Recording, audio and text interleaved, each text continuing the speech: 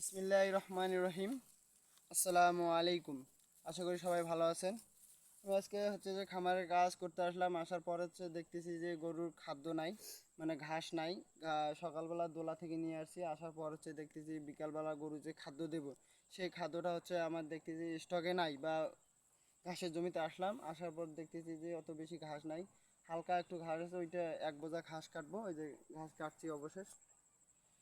কাটার পর হচ্ছে যে এখন বিকালবেলা হয়েছে, আসরের নামাজ পড়ে আসলাম। তো আসার পর হচ্ছে যে গরু এখন বিকালবেলা কিন্তু প্রচুর পরিমাণ রোদ, গরু নিতে পারতেছি না যে রাস্তায় নিয়ে যাব খাওয়াবো, সেই সময় পাইতেছি না। প্রচুর পরিমাণ রোদ আমাদের এদিক, প্রায় 10-12 দিন থেকে এদিকে মানে প্রতিদিন একবারে একটানা মাগরিব পর্যন্ত কম বেশি রোদ উঠছে। মানে রোদে বাইরে হওয়া যাচ্ছে না ছাতা ছাড়া। তা ছাতা নিয়ে যাচ্ছি নামাজ পড়তে অবশ্য। এখন গরু নিয়ে যাবো সে চিন্তা করতেছি, দেখতেছি যে রোদ, তার কারণে আমি একটু ঘাস কাটলে আসলাম।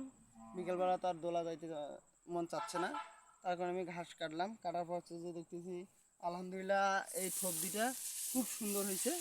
দেখতেছি এইটা জাত, কিন্তু আপনাদেরকে বলছিলাম এটার জাত আলাদা। আর এটার জাত দেখতেছেন, এটার পা হচ্ছে খাড়া খাড়া, আর এটার পা হচ্ছে মানে হেলা হেলা।